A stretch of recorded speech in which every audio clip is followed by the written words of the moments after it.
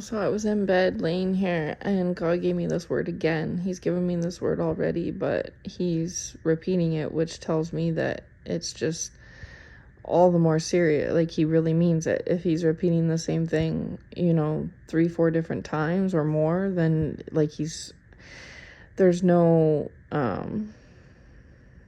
second guessing it, right? It's just further confirmation. It's confirming it to me, and it should be confirming it to you if I have to continue to put it out, right?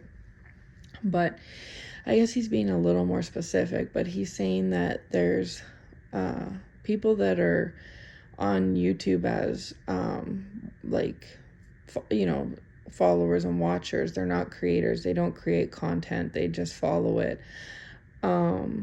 But they're lukewarm, and by that, like, they're not even Christians, or they think they are, but they're not. Like, they don't consistently try to make it a habit to take in church.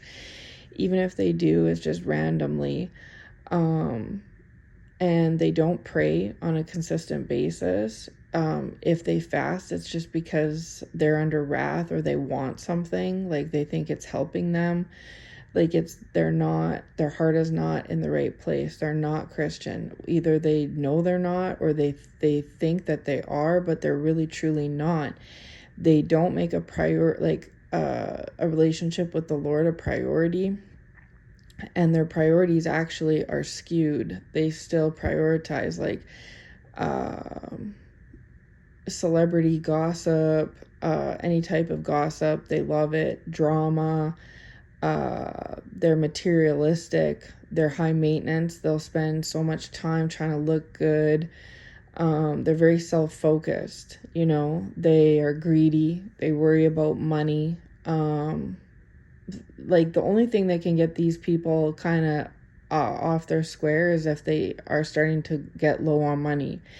If they think that people are against them, like their friends are turning on them, like just very superficial, self-absorbed things. These are the things that concern these people.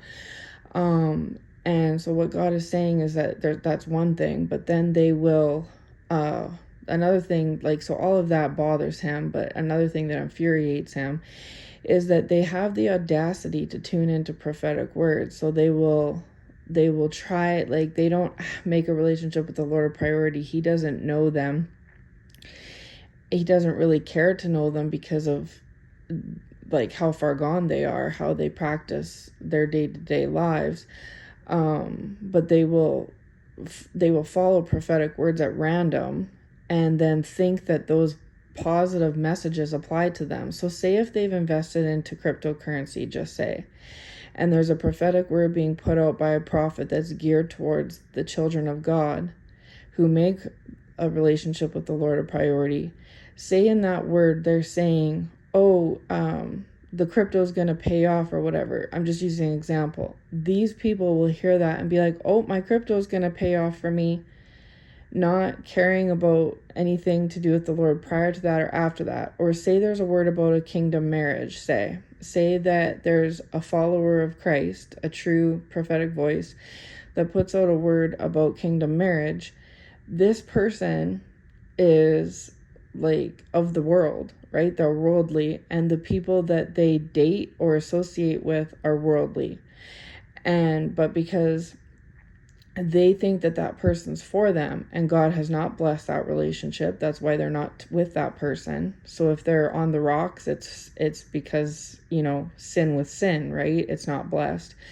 And then they'll listen to a prophetic word about kingdom marriage and say in the word, the prophetic voice is saying, like, oh, you and your kingdom marriage are going to be together one day, or you're going to have a kingdom marriage one day. This person takes that, absorbs it, and they're like, oh, that's for me and this person, see, we're meant to be. But then so that's bad in and of itself, but then they'll turn around and check out tarot and basically categorize tarot and prophetic words in the same way.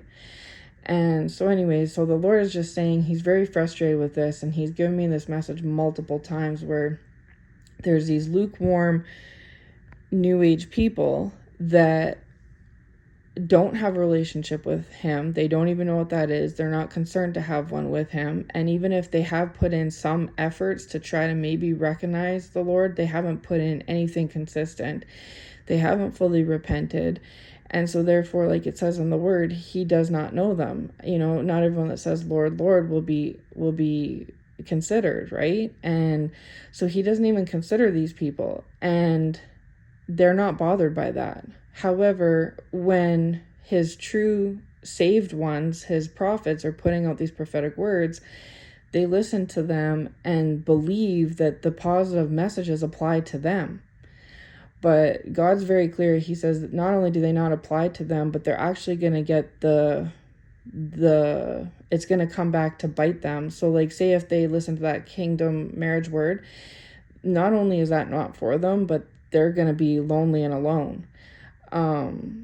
The crypto word, not only is that not for them, but whatever they've invested, they're going to lose. Like, so he's saying, like, not only are those words, do the prophetic words not apply to them, but on top of that, it's actually going to backfire, and they're going to get the opposite of what they think they're hearing. So they're literally just, buying into an illusion for themselves, right? But anyway, so yeah, and then he's basically saying, why? So that's one thing, but he's also saying, why should I give you any blessings that I would give my children when you categorize me and my words, my messages, in the same category as tarot? Just like it says in the Bible, go to your false gods. Like if they, if they're there for you, if they're so reliable and you idolize them so much, then go listen to your false god messages and hone in on those instead. So anyway, just another word from the Lord about worldly people and what's coming for them.